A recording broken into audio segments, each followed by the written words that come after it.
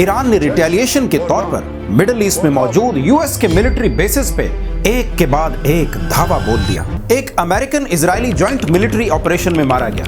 इस ऑपरेशन को operation epic fury का नाम दिया गया। महीनों से इंटेलिजेंस सर्विसेज CIA और मोसाद एक खास काम कर रही थी। 10 साल से तेहरान के ट्रैफिक कैमरास को हैक कर रखा था। वो तमाम लीडर्स की मूवमेंट्स पर नजर रखे हुए था। ये सारी डिटेल प्रोफाइल इसराइल के पास मौजूद थी। औरतों को हर किस्म के राइट्स दिए गए, हर किस्म की आजादी दी गई। ईरान में व्हाइट रेवोल्यूशन के नाम पे सबसे बड़ी रिफॉर्म्स लाई गई। Cinemas, cafes, night life, western fashion, international culture. और 1 फरवरी 1971 को रूहुल्लाह खोमेनी मुल्क में वापस आए। इस तरह Ayatollah Ruhollah Khomeini Islamic Republic of Iran के पहले सुप्रीम लीडर बने। 28 फरवरी 2026 को एक मिसाइल ने वो काम कर दिया जो पिछले 36 सालों में किसी ने नहीं किया। ईरान के 86 साला लीडर आयतुल्लाह अली खोमेनी को एक स्ट्राइक में मार दिया गया। वो लीडर जो 35 साल से ज्यादा अरसे तक ईरान की ताकत का मरकज रहे। ईरान की फौज, फॉरेन पॉलिसी, जुडिशरी और न्यूक्लियर फैसलों पर आखिरी इख्तियार रखने वाले शख्स थे। और उसके फौरी बाद ईरान ने रिटेलिएशन के तौर पर मिडिल ईस्ट में मौजूद यूएस के मिलिट्री बेसिस पे एक के बाद एक धावा बोल दिया।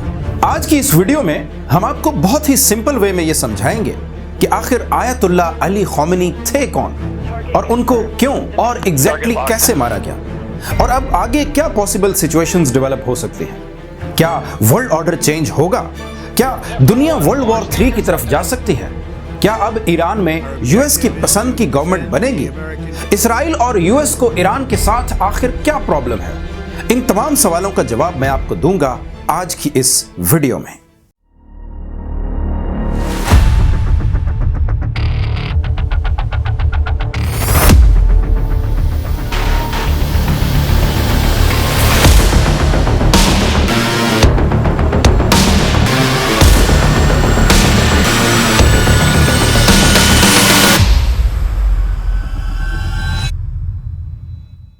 Supreme leader Ayatollah Ali Khomeini को एक American Israeli joint military operation में मारा गया। इस ऑपरेशन को ऑपरेशन एपिक फ्यूरी का नाम दिया गया और इसका मकसद ईरान के हाई प्रोफाइल टारगेट्स पे एयर स्ट्राइक करना था। इसकी तैयारी काफी अरसे से चल रही थी। महीनों से इंटेलिजेंस सर्विसेज CIA और मोसाद एक खास काम कर रही थी। खोमेनी की हर एक मूवमेंट को ट्रैक कर रही थी।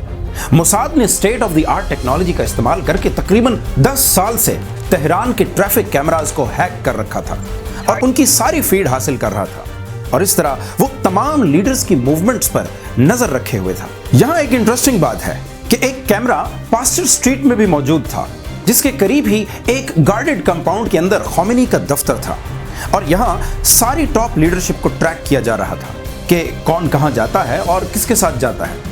ये सारी डिटेल प्रोफाइल इसराइल के पास मौजूद थी। फिर CIA और मोसाद को इन्हीं कनेक्शन से इंटेलिजेंस मिली कि एक सीक्रेट मीटिंग होने वाली है जिसमें खोमेनी अपने सीनियर एडवाइजर्स के साथ मौजूद होंगे। अमेरिका और इजराइल ने मौका पकड़ा, ऑपरेशन लॉन्च हुआ। एक साथ मुख्तलिफ जगहों पे स्ट्राइक्स की गई, रॉकेट, मिसाइल्स और ड्रोन सभी एक वक्त में।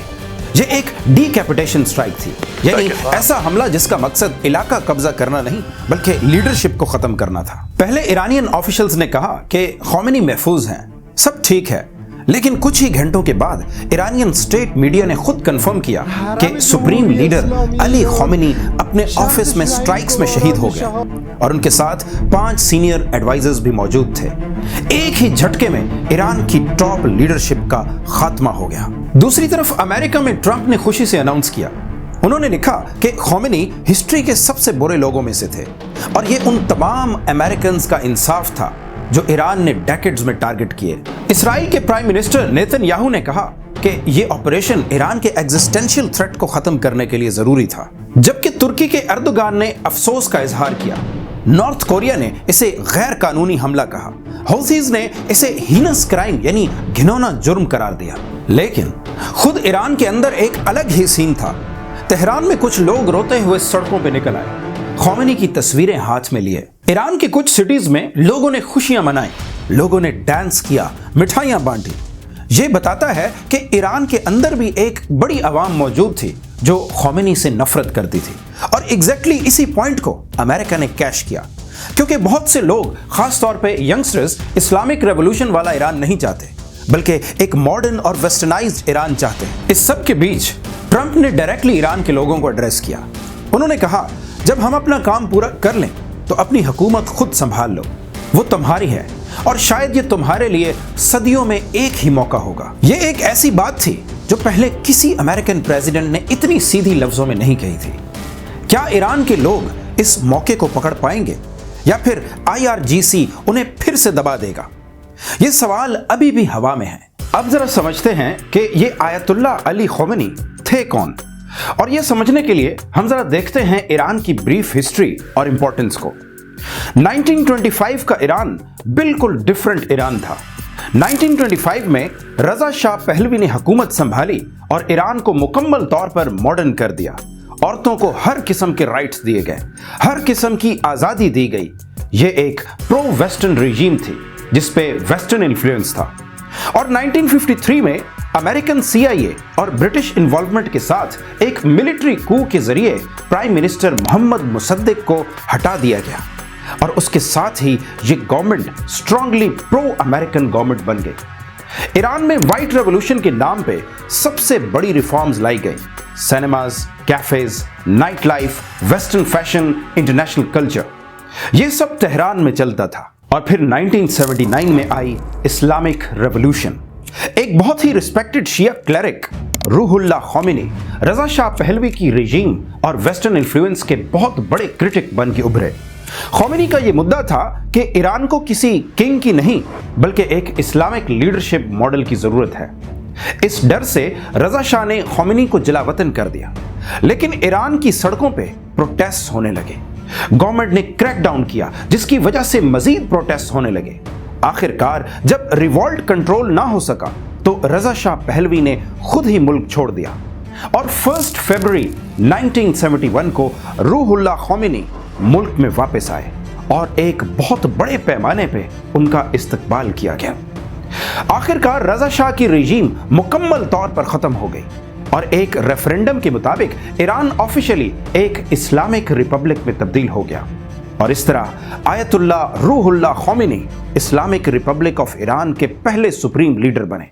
फिर 1989 में जब ईरान की इस्लामिक रेवोल्यूशन के आर्किटेक्ट आयतुल्ला रूहुल्लाह खोमेनी की वफात हुई तो ईरान को एक नए सुप्रीम लीडर की जरूरत थी और वो नए सुप्रीम लीडर थे ayatollah Ali Khomeini.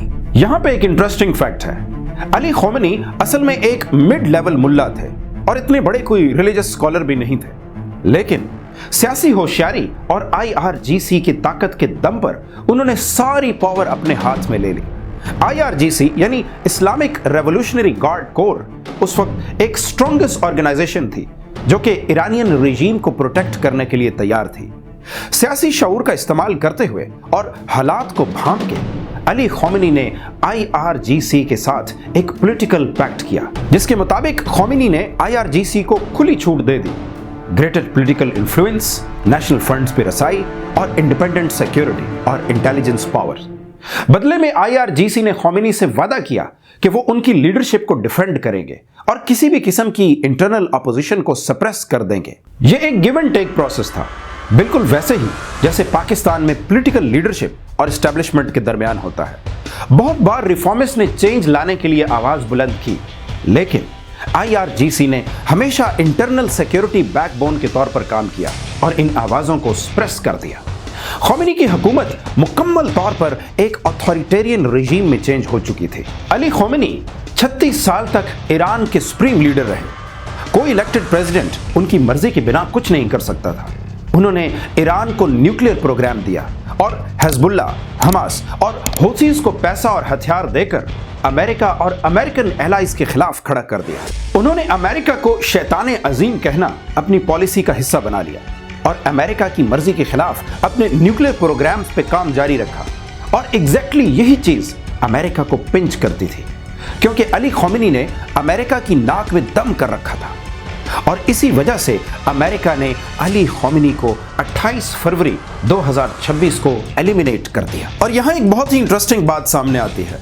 Council on foreign relations के एनालिस्ट ने कहा कि खोमेनी की मौत का मतलब रिजीम चेंज नहीं है, IRGC यानी रेवोल्यूशनरी गार्ड ही असली हुकूमत है और वो अभी भी जिंदा है।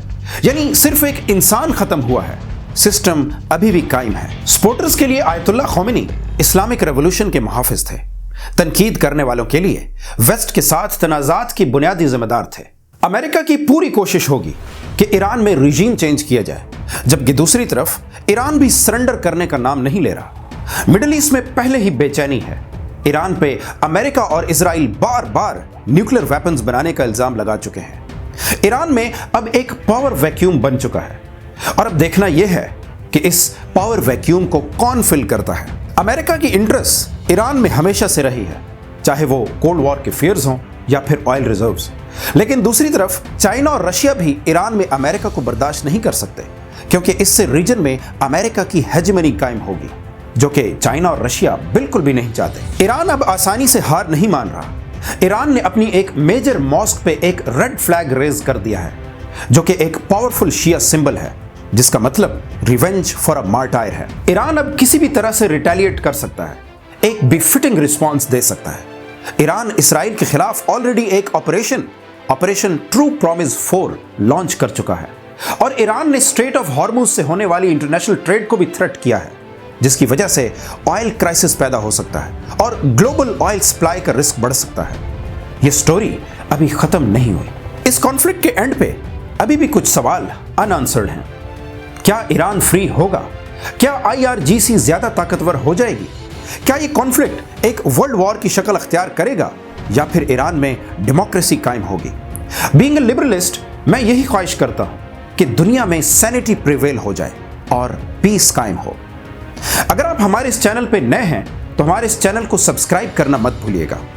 अगर आप इसराइल और फलस्तीन की 3000 साल पुरानी कॉन्फ्लिक्ट की कहानी सुनना चाहते हैं तो यहां क्लिक करें, और अगर आप इस्लाम की बर्थ और उसकी स्प्रेड की कहानी सुनना चाहते हैं तो यहां क्लिक करें।